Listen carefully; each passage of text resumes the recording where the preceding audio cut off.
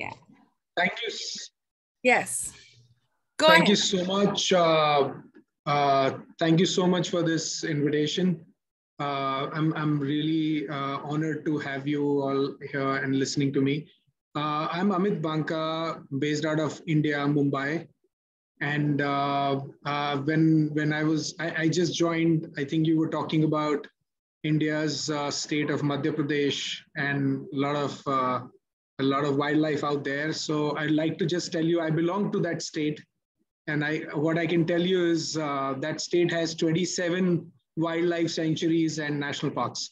Wow. So, and one of the richest state in India with wildlife. And I think mostly all this different species are found out there in one form or the other. So, oh, Michael, thank you. I can just see that you are a We Naturalist member. And thank you so much for that. And really, really appreciate it. So what is We Naturalists? And We Naturalists essentially, everyone is a place, a digital interface which consolidates climate action. And what does it mean is that We Naturalists essentially was formed for the need where we realize that there is no one place that people can share their work in nature or solutions in nature. Someone sitting in Africa, how they can inspire people in India or Indonesia or Australia or US. So the idea is that how do we bring all these solutions together? How do we bring opportunities together? How do we create an interface where people like you or people who are working in nature can showcase themselves well, which is the place where they belong, rather than an interface which doesn't support your work in any manner? How do we create opportunities for people in nature, whether it is conservationists or photographers in one side, then biologists and to an extent a chef working in nature or working with wildlife lodges. So we've been able to place, and I'm so glad to share that particular data, that we have been able to place hundreds of people all around the world for various jobs in nature, various opportunities, create several entrepreneurs in nature by giving them some customized tools, which helps them with digital transformation, right, in one form or the other. And the most important thing that we have been able to crack is is for organizations in nature who are working relentlessly on ground, but they have never got a chance to create a digital interface for themselves, and hence their ability to raise funds, ability to contribute to the overall digitization and showcase themselves well to the world has been compromised in many ways. So we realize that it's important that how do we give them some empowerment, right? How do we empower this particular community where they can not just run their own clubs or membership programs, but also give them an opportunity to communicate with their community much better. So all and all put together, We Naturalists is a digital ecosystem. We solve various problems for the people in nature. We aggregate significantly large opportunities in this space worldwide. And at the same time, we hope that we should be reaching at least 500 million people in next 7 to 8 years from now across the globe, and become one of the largest or the largest place where we can talk nature and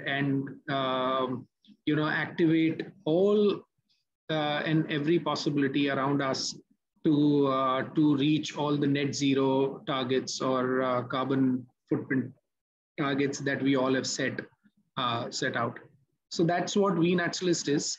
Currently, we reach almost 100 countries with more than 200,000 users worldwide. Yeah, so that's where we are. I'll be happy to answer any questions that you may have. Wow. Wow. Thank you so much, Amit. What is the membership for the US if you wanted to be a member of your organization? So good thing is that the membership is free, right? And the bad thing is it's free because I would hope that most of the people who are working in nature first experiment and showcase themselves well at this particular place, right? Try to find out more and more opportunities. But the moment they start getting benefited commercially, right, there are certain tools made in a particular way that they will be charged. That's right? wonderful. So now, is it only based on commercial benefits? Is it only in India or is it in all over the world? It's global. It's 100 countries we reach already. Our large markets are Africa's, US, Europe in many ways, Australia, Indonesia. India contributes significantly because I'm based in India, so I take benefit of the local market. And to be honest with you, India, any which ways from nature perspective and climate action perspective also remains a massive focus area for the global markets as well. What is the most unusual naturalist region in the world, the most obscure? Because I imagine they are all over the world. What would classify as one of the most unusual? See, you can define unusual in many ways, right? Because climate action as a requirement is global, right? But I personally think for me, unusual is where we are not able to create a better resource allocation. Okay. Right. So, for example, East Africa for me is that market, okay, right, from your Congo to the entire East African belt. Okay. I personally think from a richness perspective and from evolution perspective, I see West Africa as a little more obscure. They need a lot of efforts and resources. But as far as East is concerned, it's much more resourceful. Kenya, Tanzania, Botswana, Uganda, South Africa, this entire belt in East, they actually are, in fact, I had a chance to be there last month for almost 15 to 20 days. And it was a very interesting experience meeting with almost 60 to 70 different organizations and people around the world. So that was my interesting learning while meeting with them and understanding the local level problems. So I guess west of Africa is one of the areas. Some parts of South America that I would consider as little less resourceful.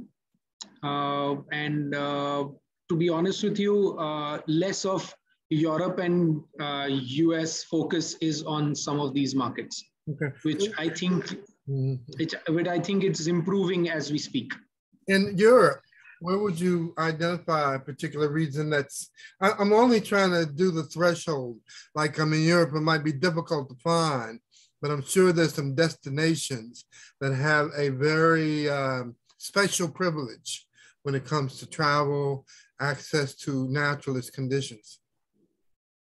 So I don't know whether I understood your question correctly, but Europe is from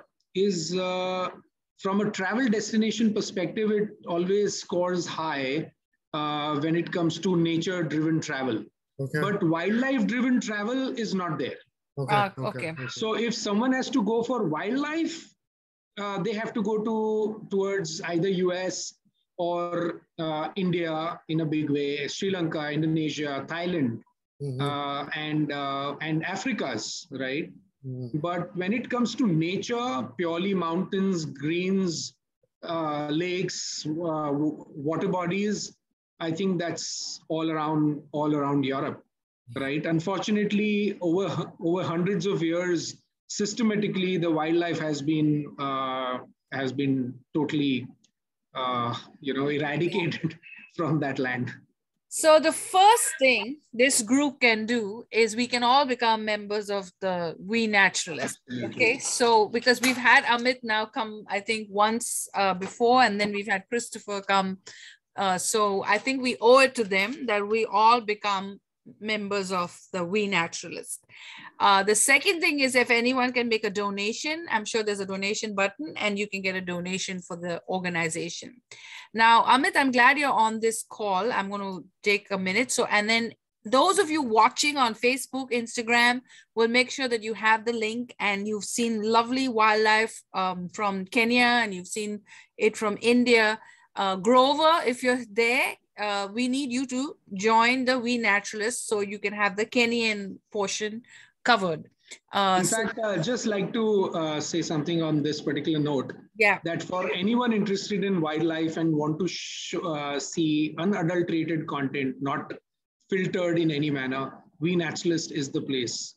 Okay. Right, because we aggregate content in terms of wildlife or anything on climate action across from all over the world, right? So it's one of the best places for you to consume nature content from different parts of the world. So there you have it. We'll make sure that his link is available and we'll put it as part of our magazine initiative to get him memberships and donations. So that will be my commitment to you for just attending and helping us out. So you're watching Brightside Global Trade TV and you can subscribe to brightsideglobaltrade.org. And our next segment is very exciting because Queen Elizabeth is celebrating her Platinum Jubilee and we are expecting some people to come and talk to us about English food and what we can expect from the celebration in London. I'm going to